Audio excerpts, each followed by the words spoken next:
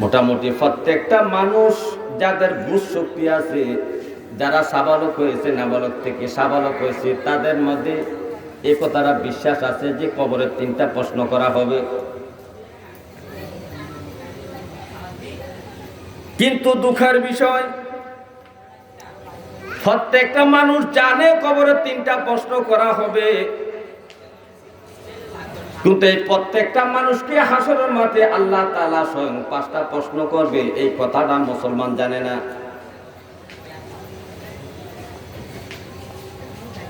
কিছু কিছু মুসলমান হয়তো বা জানে, কোনো মাহফিলে শুনছে, বেশিরভাগ মুসলমানে জানে না হাসরের মাঠে আল্লাহ 5টা প্রশ্ন করবে।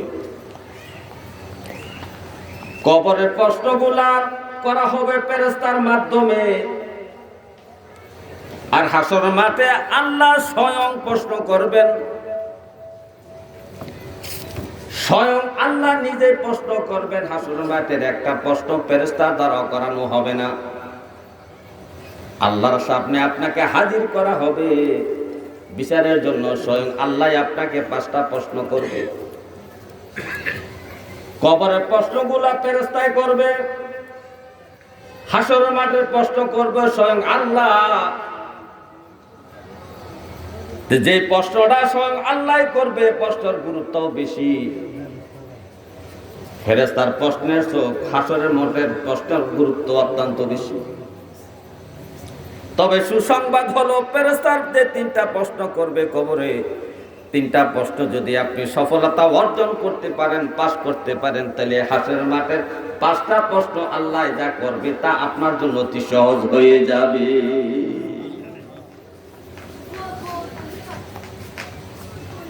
হে আমার ভাইও, হাসরের মাঠের 5টা প্রশ্ন সম্পর্কে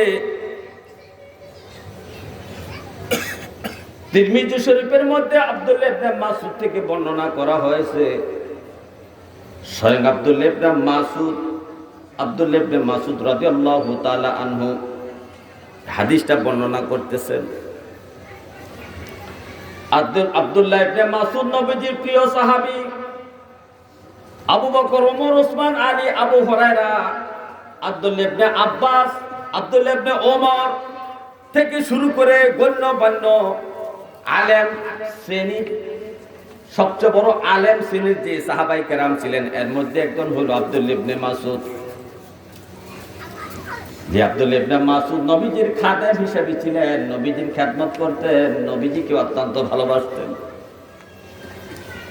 এই ইসলাম গ্রহণের কারণে এই আব্দুল্লাহ ইবনে মাসউদ অনেক নির্যাতন সহ্য করেছেন। নবীজির সাথে সাথে আব্দুল্লাহ ইবনে মাসউদ থাকতেন। তো যিনি খাদেম হিসেবে নবীজির পাশে থাকতেন, নবীজির পাশে পাশে পিছে পিছে নবীজির ওযু করাইতেন, নবীজির তার নামাজের সময় ডেকে দিতেন, নবীজির নামাজের ব্যবস্থা করতেন, নবীর খাওয়ার ব্যবস্থা করতেন, নবীর বিশ্রামের ব্যবস্থা করতেন। যে আব্দুল্লাহ ইবনে মাসউদ, সে আব্দুল্লাহ ইবনে মাসউদ নবীজির জবান মোবারক থেকে স্বয়ং এই হাদিসটা শুনেছেন। এই হাদিসটা শুনিয়া উনি জগৎবাসীকে জানানোর জন্য হাদিসটা বর্ণনা শুরু করলেন। আব্দুল্লাহ ইবনে মাসউদ বলেন, হে জগতের মানুষ, আমার নবীজি ইরশাদ মুবারক করেছেন, লা তাজুলা কদামা ইবনে আদম। হাসরের মাঠে যখন ইসরাফিল সিংহা ফু দিবেন, দলে দলে মানুষগুলা হাসরের মাঠে সব উপনীত হবে, উপস্থিত হয়ে যাবে। উপস্থিত হয়ে যাওয়ার পরে প্রত্যেকটা মানুষ অপেক্ষা করবে বিচার কাজ শুরু হওয়ার জন্য। অপেক্ষা করা সবচেয়ে বড় কঠিন, মৃত্যুর চেয়ে বেশি কঠিন অপেক্ষা করা। মানে মৃত্যুর সমতুল্য কঠিন হলো অপেক্ষা করা। হাসরের মাঠে প্রত্যেকটা মানুষ, বাবা আদম থেকে শুরু করে কিয়ামত পর্যন্ত যত মানুষ থাকবে, সব মানুষ হাসরের মাঠে হাজির। সবাই অপেক্ষা করতেছে কখন বিচারটা শুরু হবে।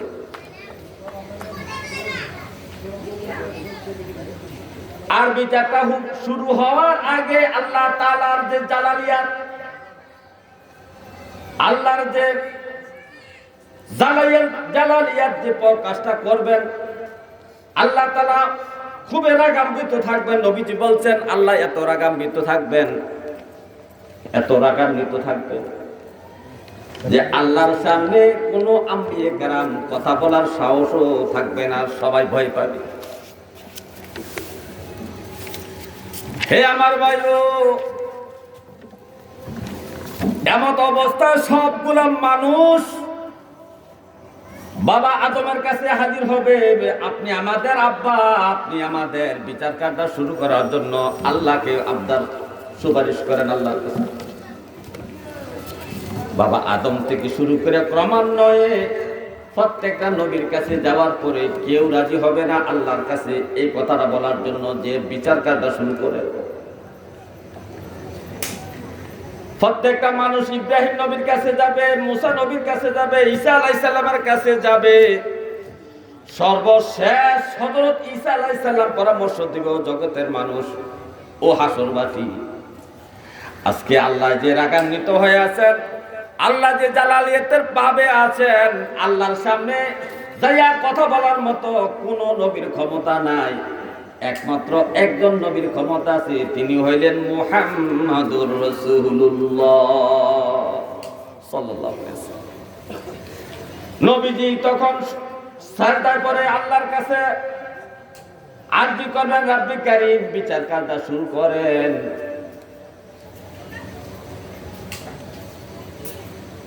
তখন আল্লাহ তাআলা বলবেন, হাবিব মাথা উত্তোলন করুন, আপনি যাকে শাফায়াত করবেন তার শাফায়াত আমি গ্রহণ করব।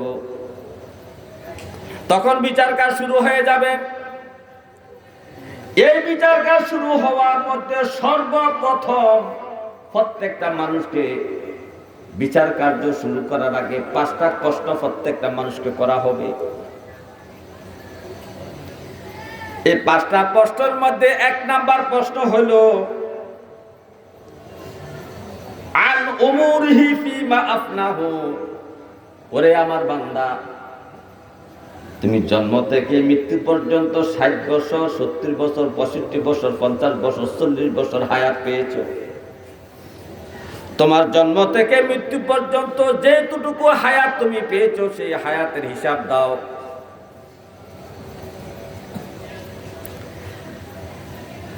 এই তোমার জীবনকালটা জন্ম থেকে মৃত্যু পর্যন্ত তোমার জীবনকালটা কিভাবে শেষ করেছো, কিভাবে অতিবাহিত করেছো, একটু হিসাব দাও।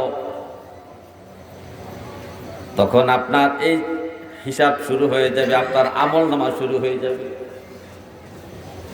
জন্ম থেকে মৃত্যু পর্যন্ত আপনি কি কি কাজ করেছেন, কিভাবে সময় অতিবাহিত করেছেন, কোথায় কি করেছেন, সব বর্ণনা আপনি দেওয়া শুরু করবেন। আপনার বর্ণনায় যদি ভুল হতেও পারে, কিন্তু আমলনামায় যে লেখা হয়েছে তাতে তো ভুল নাই। আমি কোনো কিছু লুকাতে চাইলেও লুকাইতে পারবেন না, আমলনামায় আপনার মুখের ভাষায় এক হইতে হবে। তাহলে আমাদের জীবনের হিসাব দিতে হবে জন্ম থেকে মৃত্যু পর্যন্ত। এখন আপনার 60 বছর ধরে নিলাম, আপনার 60 বছর পর্যন্ত জীবিত ছিলেন, 60 বছরের হিসাব আপনাকে দিতে হবে। কিন্তু 60 বছরের মধ্যে আপনি 50 বছর বয়সে নামাজ ধরেছেন, নামাজ পড়া শুরু করেছেন, 10 বছর নামাজ পড়ছেন। আপনার 60 বছরের মধ্যে আপনি 10 বছর নামাজ পড়েছেন, শেষ 10 বছর 50 থেকে 60, অথচ আপনার উপর নামাজ ফরজ হয়েছে 10 বছর থেকে। তো 10 থেকে 50 পর্যন্ত এই 40 বছর আপনার হিসাবটা কি হবে যে আপনি নামাজ পড়লেন না? হে আমার ভাইও, গভীর ভাবে মনোযোগ।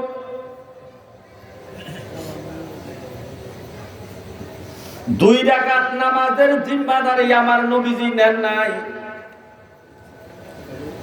যে সাহাবী যুদ্ধ করতে গিয়ে হাত কর্তন করেছে, পাপ কর্তন করেছে, শরীরে আঘাত হয়েছে, তরবারের আঘাতে শরীরটা জর্জরিত হয়ে গেছে, এই কাঁটা থেকে রক্ত পড়ে, পুষ পড়ে, পানি পড়তেছে, এমত অবস্থাও আল্লাহর নবী সাহাবীদের 2 রাকাত নামাজের জিম্মাদারি নেন নাই। নবী কথা বলে নাই, এরে আমার সাহাবারা, উহুদের যুদ্ধে যুদ্ধ করতে যাইয়া তোমার হাত কেটে গিয়েছে, সুতরাং তুমি নামাজ পড়বা কেমনে? নামাজ পড়তে গেলে রুকু সাজদা করতে হলে দুই হাতের দরকার, তোমার হাত আছে এক হাত। যাও যাও, তোমার 2 রাকাত নামাজ, 4 রাকাত নামাজ, 2 রাকাত নামাজের জিম্মাদারি আমি মুহাম্মদ সাল্লাল্লাহু আলাইহি সাল্লাম নিলাম তোমার নবী হইয়া। তুমি 2 রাকাত নামাজ পড়া লাগবে না, এমন জিম্মাদারি আমার নবী নেন নাই। যেখানে আমার নবী 2 রাকাত নামাজের জিম্মাদারি নেন নাই, সে জায়গায় আপনি 40 বছর নামাজ পড়লেন না, তার হিসাব আপনি হাসরের মাঠে কি দিবেন বলেন?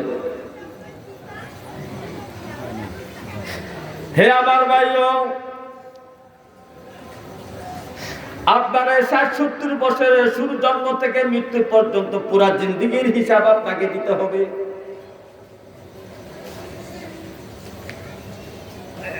এক নাম্বার প্রশ্ন, এই জিন্দেগীর হিসাবটা আপনি দিতে গিয়ে আপনার অবস্থা কি হবে আপনি একটু চিন্তা করে দেখেন।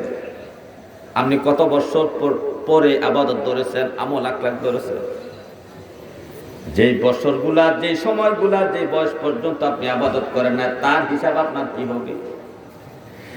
এই কথা স্মরণ করে করে আল্লাহর কাছে বেশি বেশি কান্নাকাটি করেন, তওবা ইস্তেগফার করেন। যারা নামাজ পড়েন নাই, নামাজগুলা কাজা হয়েছে 40 বছর পর্যন্ত, কাজা নামাজগুলা অতি দ্রুত বেগে পড়া শুরু করেন। এই কাজা নামাজ পড়ার জন্য আর ওয়াক্তের দরকার নাই, যখনই নামাজের সময় হবে তখন থেকে কাজা নামাজ পড়া শুরু করতে থাকেন। দৈনিক 20 রাকাত, 30 রাকাত, 40 রাকাত, 50 রাকাত করে এভাবে কাজা নামাজগুলো আদায় করা শুরু করে দেন। হে আমার ভাইও, 2 নাম্বার প্রশ্ন হলো, ওয়া আন শাবাবিহি ফিমা আবলাহু, শাবাব যৌবনকাল। 2 নাম্বার প্রশ্ন নয়, আল্লাহ করবেন বান্দারে, আমি তোর দুনিয়ায় পাঠাইছিলাম, তোর যৌবনকাল আমি একটা দিছিলাম, অনেক শক্তিশালী ছিলি, মনে যা চায় তাই করার তোর ক্ষমতা ছিল, শরীরে অনেক শক্তি ছিল। 40 বছর পর্যন্ত মানুষের যৌবনকাল থাকে,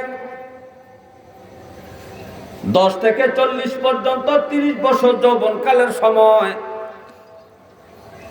10 বছরে আপনি পরিপূর্ণ সাবালক হলেন, নাবালক থেকে 40 বছর পর্যন্ত 30 বছর সময় আপনার যৌবনকাল। এই যৌবনকালে শরীরের রোগ কম হয়, মনে যা চায় তাই করতে পারেন, কামাই রুজু বেশি করতে পারেন, পরিশ্রম বেশি করতে পারেন, মাটি কাটতে গেলেও পারেন, হাল চাষ করতে গেলে পারেন, আপনার শক্তির সমস্যা নাই। কিন্তু 40-এর পরে তখন আপনার বার্ধক্য চলে আসে। তো আল্লাহ বলবেন, হে আমার বান্দা, তোমার এই যৌবনকালটা কোন কাজে তুমি নিয়োজিত রাখছিলা, কি কাজে তুমি সময়টা কাটাইছো, এটার একটা হিসাব দাও। যৌবনকালের হিসাব বড় কঠিন হিসাব। আমার নবী ও যুবকদেরকে বেশি পছন্দ করেছেন। ইসলামের যে সময় সূচনা হয়েছে, ইসলামের শুরু থেকে যুবকরা ইসলামের সবচেয়ে বেশি খেদমত করেছেন। ইসলামের প্রচার প্রসার বেশিরভাগ হয়েছে যুবকদের দ্বারা হয়েছে, যুবক সাহাবীর দ্বারা হয়েছে। ইসলামের দাওয়াতটা মিশরে যাওয়া, সিরিয়া যাওয়া, পারস্যে যাওয়া, ইরাকে যাওয়া, এই সমস্ত দেশের মধ্যে যে ইসলাম প্রচারের জন্য যে যুবক সাহাবারা গেছেন, তারা ছিল যুবক। যুদ্ধের ময়দানে যারা সবচেয়ে বেশি ক্ষমতা দেখাইছেন, যুদ্ধের পাওয়ার দেখাইছেন, তারা ছিলেন যুবক সাহাবী। আমার নবীজির সবচেয়ে বেশি সহযোগিতা করেছেন ইসলাম প্রচারে যুবকরা। এই জন্য আল্লাহ এই যুবকদের এই যৌবনকালের হিসাব বেশি নিবেন।